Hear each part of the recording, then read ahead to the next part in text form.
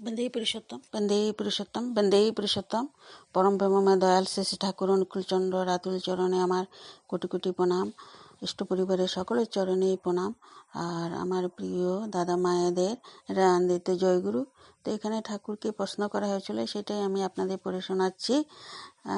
আলোচনা প্রসঙ্গ 7 খণ্ড, পৃষ্ঠা 133। ভগবানের উপর টান হতে চায় না, কিন্তু টাকার উপর সহজে টান আসে, এর কারণ কি? তখন শ্রী ঠাকুর বললেন, সেটা অভ্যাসের ফল। টাকা তো এত মিষ্টি কিছু নয়, টাকা খাওয়া যায় না, কিন্তু টাকা দিয়ে আমাদের প্রিয় প্রবৃত্তিগুলির ক্ষুধা পূরণ হয় বলে আমাদের টাকা প্রিয় হয়ে ওঠে। টাকা মাত্রই খারাপ নয়, যে টাকা সত্তার সেবায় লাগে সে টাকাই সার্থক। টাকার প্রতি যে অত্যাধিক আসক্তি, সেটা প্রবৃত্তিমুখী পরিবেশের থেকেও অনেকখানি সংক্রামিত হয়। সত্যি কথা বলতে কি, টাকার জন্য টাকা চায় খুব কম লোকেই। যে টাকা টাকা করে বেড়ায় সে হয়তো ছেলের জন্য দেদার টাকা খরচা করছে। এই যে টাকা খরচ করে, সে কি ছেলের টাকা দেবে বলে? তা ভালোবাসার মূল। আর তাই তার জন্য সে টাকা খরচ করে আনন্দ পায়। এই ভালোবাসার মূল, আর ভালোবাসাই জীবনের মূলধন। স্বার্থ কামনা শূন্য হয়ে সক্রিয়ভাবে ভগবানকে ভালোবাসলে ধর্ম, অর্থ, কাম্যক সবই আসে। প্রশ্ন, অবতার সদ্গুরু মহাপুরুষ মানে কি? অবতার মানে সদ্গুরু, one who come from above the reason of complex and convey the law of being and becoming. যিনি প্রবৃত্তি পরায়ণ উদ্ধস্ত যে লোক, সেই লোক থেকে আসেন এবং বাঁচা বাড়ার বিধি জানান। মহাপুরুষ মানে মহাপরিপূরণকারী। একবার ঠাকুরের হাতে থেকে লবঙ্গ পড়ে গেছিল, তো তিনি নিজে তন্ন তন্ন করে খুঁজে দেখলেন, এমনকি বিছনার উপরে দাঁড়িয়ে উঠে দেখলেন, তাতে পেলেন না। পরে পাওয়া গেল, শ্রী ঠাকুর স্বস্তি পেলেন, তখন সেটা খেলেন। ননীর চক্রবর্তী বলেন, একটা লবঙ্গ হারিয়ে গেলে অত খোঁজ করেন কেন? তো শ্রী ঠাকুর বলেন, মনে ভাবি ওটা যদি না খুঁজে নেই, অনুসন্ধিৎসা অনুরাগটা ততখানি শিথিল হয়ে যাবে আমার মধ্যে। আলোচনা প্রসঙ্গ 21, একটু 23-31-1952। এই জন্যই ঠাকুর কোনো মানুষকে নিজের কাজ ছাড়া করতে চাইতেন না, যেন হারিয়ে না যায়। তো এই ছোট ছোট জিনিসগুলো আমাদেরকে উনি শিখিয়েছিলেন। ঠাকুরের একটা বাণী আছে, গ্রন্থ শাশ্বতী 500, শ্রী অনুকূল ঠাকুরের, নিজেকে প্রতিষ্ঠা করতে যেও না, আদর্শকে প্রতিষ্ঠা করো সবার ভিতরে সুন্দরভাবে। আর তা যত সুন্দর হবে, ব্যাপকভাবে অচ্যুত হয়ে রইবে, তাদের ভিতরেই তুমিও প্রতিষ্ঠিত হবে নির্বিরোধে তেমন তরেই। তাই আচার্যদেব বলছেন যে তিনি যা করে গেছেন, দেখিয়ে গেছেন, আমাকে তাই করতে হবে।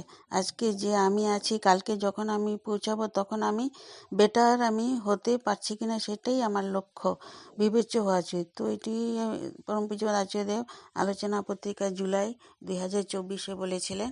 আজ আমরা ঠাকুরের সেই বাণী বা কথা যেইগুলো বলে গেছেন, সেগুলো আমরা আচার্যদেবের মধ্যে দেখতে পাই। তো একটা বাণী আছে, আলোচনা প্রসঙ্গ 15 খণ্ডতে 23-2-1949 দিয়েছিলেন। ভগবানের ইচ্ছা বাঁচাতে চায়, কালের ইচ্ছা মারতে চায়।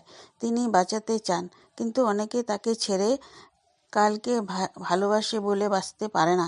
ভগবানের যারা শরণ নেয়, অনুসরণ করে, তারা প্রবৃত্তির কবলে পড়ে কমই। তাই দুঃখ, দুর্ভোগ ও অকাল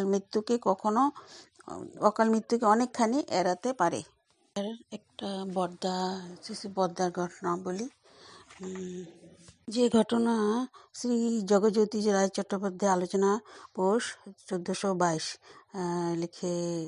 ওখানে লেখা ছিল, তাই আমি পড়ছি, আপনাদের শোনাচ্ছি। নিরোদ গাঙ্গুলি দা বহিরাগত এক দাদাকে সঙ্গে এনে শ্রী বদ্দার সঙ্গে পরিচয় করিয়ে দিয়ে বললেন, এর কোষ্ঠীতে এনার আর আয়ু নাই, কী করণীয় আপনার কাছে জানতে চাচ্ছেন। অনেকে অনেক রকম যুক্তি দিয়েছেন। শ্রী বদ্দা বলেন, জানি না আমরা যুক্তিবাদের মধ্যে কেন যাই। যুক্তির একটা মাত্রা আছে, ব্রেনটার একটা ওঠানামা আছে। যুক্তিবাদের থেকে তার উপর নির্ভরতাই শ্রেষ্ঠ। পরম পুরুষ ঈশ্বর, তার অনন্ত ক্ষমতা, যার 50 বছর পরমায়ু তার 100 বছর পর্যন্ত বাড়িয়ে দিতে পারেন। আপনি হয়তো ভাববেন, পরমায়ু ওই পর্যন্ত ছিল, ঠাকুর কী করলেন?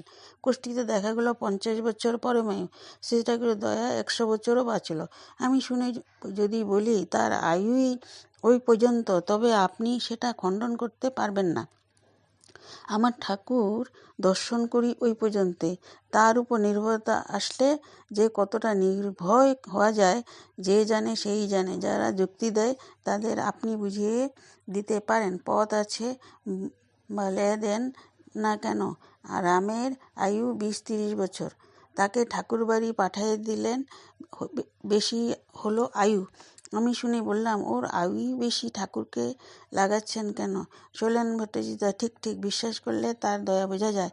শিশিবদ্ধ, তুমি বললেন, তুমি করলে আমি করলাম না, গভীর বিশ্বাসে সবই হয় ঠিকই, কিন্তু আমি বিশ্বাস করলাম না তখন।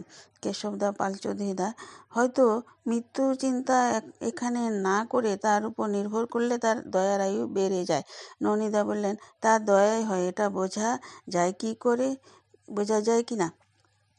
তো মুন্ডকর্দা বললেন, তার দয়া বোঝার সাধ্য নাই। শিশিবদ্ধা বললেন, কিন্তু তার দয়ার পথ খোলা আছে, এটা বোঝা যায়। একজন মারা গেছে, তারপরও সে বেঁচে গেল, দীর্ঘদিন বেঁচে থাকলো, এটা শুনেই এটা প্রমাণ পাওয়া গেলে বুঝতে পারি। মনোহরদা বললেন, এটা তো জানা নেই।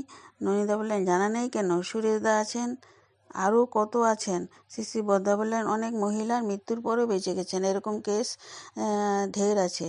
তো মনিন্দ্রকর্দাকে এরকম মানে কেস পাওয়া গেলে কি মনে হবে তোর?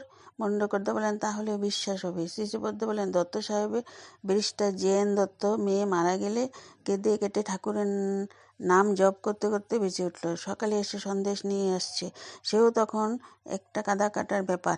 ননীদা বলল, সুশীলাম্মার কাকার বাঁচার কথা বললেন। শ্রী ঠাকুর বললেন, বেরুলাম তো না, এখন একটু বসি। শ্রী ঠাকুর বসতে সুশীলাম্মা বললেন, ঠাকুর, কাকা তো কথা কয় না, বলে কেঁদে উঠলেন।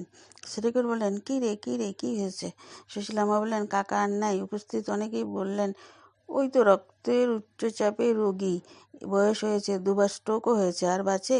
শ্রী ঠাকুরের কাছে সুশীলাম্মা বললেন, কাকা আমার দুধ খাবো বলেছিলেন, খেলেন না, আম না খেয়ে এমনিই চলে যাবে? শ্রী ঠাকুর পেরিদাকে বললেন, সুশীলাম্মা করছিল, আর একটা ইঞ্জেকশন দিলে হতো। পেরিদা বললেন, ইঞ্জেকশন দিলে যদি কিছু হয় তবে দিচ্ছি। ভগীরথদা ইঞ্জেকশন এনে দিলেন।